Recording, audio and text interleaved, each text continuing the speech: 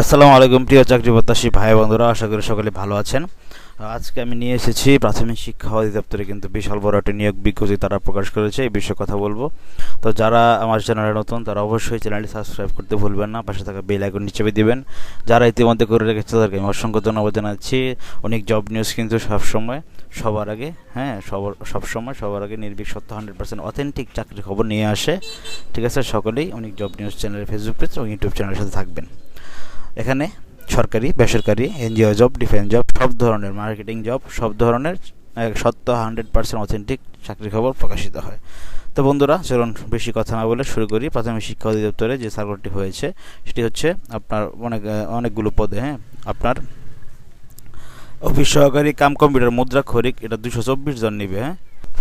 আর আপনার হিসাব সহকারী যে পদটা রয়েছে, হিসাব সহকারী নিবে 246 জন, 16তম গ্রেড।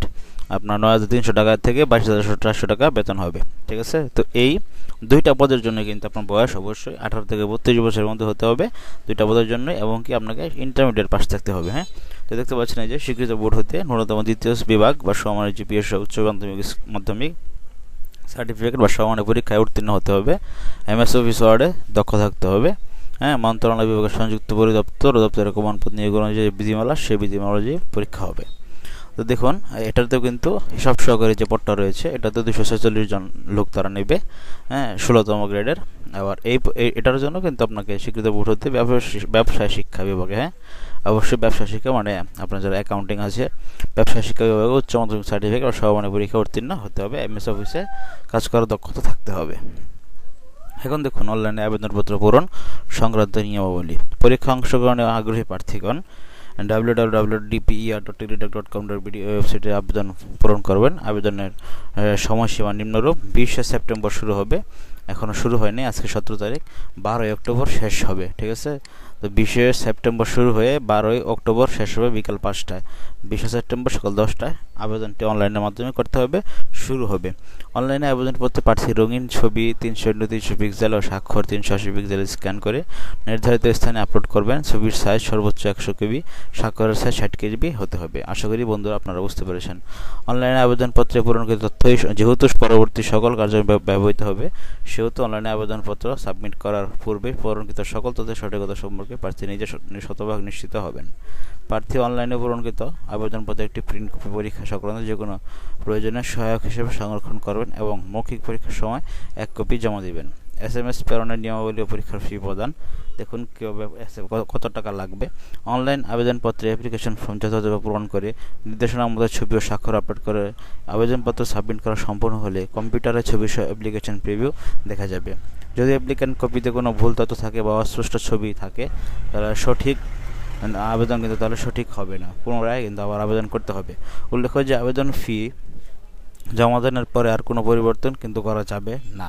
অবশ্যই উক্ত অ্যাপ্লিকেন্ট কপিতে তার সাম্প্রতিক তোলা রঙিন ছবি, নির্ভুল তথ্য স্বাক্ষরিত PDF কপি ডাউনলোডপূর্বক নিশ্চিত করে রঙিন প্রিন্ট সংরক্ষণ করে রাখবেন। অ্যাপ্লিকেন্ট কপিতে একটি ইউজার আইডি নম্বর দেওয়া থাকবে এবং ইউজার আইডি নম্বর ব্যবহার করে নিম্নোক্ত প্রার্থী পদ্ধতিতে টেলিটক প্রিপেড সিমের মাধ্যমে 2টি SMS করে আপনার বর্ণিত ছকে দেখুন 100 টাকা, 112 টাকা উভয় পদের জন্য বর্ণিত 112 টাকা এবং মোট 112 টাকায় লাগবে। তৃতীয় শ্রেণীর নাগরিক বা ক্ষুদ্র নিগোষ্ঠী ও তৃতীয় লিঙ্গ বা শারীরিক প্রতিবন্ধীদের জন্য 56 টাকা অনধিক 72 ঘন্টার ভিতরে জমা করতে হবে। প্রথম SMS DPER space user ID লিখে সেন্ড করবেন 163222-তে। তারপরে আপনারা ইয়েস দিয়ে একটি পিন নাম্বার আসবে, সেটাতে 163222-তে দিলেই আপনার টাকাটা জমা হয়ে যাবে। দেখুন এখন বন্ধুরা, আপনারা যারা কাগজপত্র প্রার্থী লিখিত পরীক্ষা অংশগ্রহণের জন্য কিছু কাগজপত্র লাগবে, সেই কাগজপত্রগুলি দেখুন কী কী। এই যে প্রার্থী লিখিত পরীক্ষায় উত্তীর্ণ হওয়ার পর নিম্নলিখিত কাগজপত্র অনুলিপি ন্যূনতম 9ম গ্রেডের গ্যাজেটেড কর্মকর্তা কর্তৃক সত্যায়িত করে প্রাথমিক শিক্ষা অধিদপ্তর মিরপুর সেকশন 2 ঢাকা 1200 ঠিকানা জমা দিতে হবে। এই কাগজপত্রগুলো আপনার সেখানে জমা দিতে হবে। কী কাগজপত্র? শিক্ষাগত যোগ্যতার সঙ্গে সকল মূল সনদপত্র, বিগত সনদপত্র, এগুলি সত্যায়িত কপি, সংশ্লিষ্ট ইউনিয়নের থেকে নাগরিকত্বর সনদ কপি, আপনার মুক্তিযোদ্ধা কোটা থাকলে সেই কোটার সনদ, তারপরে আপনার শারীরিক প্রতিবন্ধী তৃতীয় লিঙ্গ হলে তাদের সনদ, ক্ষুদ্র নিগোষ্ঠী হলে সেই সনদ, ডাউনলোডকৃত অ্যাপ্লিকেন্ট কপির সত্যায়িত কপি, লিখিত পরীক্ষা প্রবেশপত্রের সত্যায়িত ফটোকপি। ঠিক আছে, এগুলি আপনারা জমা দিবেন। এগুলি জমা দিয়ে আপনার কাঙ্ক্ষিত চাকরিটি কিন্তু আপনি বন্ধুরা পেতে পারেন। যে কোনো তথ্যের জন্য www.dpe.gov.bt এই ওয়েবসাইট ভিজিট করে আসতে পারেন। তো বন্ধুরা, এই ছিল মূলত আজকের মতো জব নিউজ থেকে লেটেস্ট চাকরির খবর। প্রাথমিক শিক্ষা অধিদপ্তরের যে বড় সার্কুলারটি হয়েছে এই বিষয়ে আমি আলোচনা করলাম।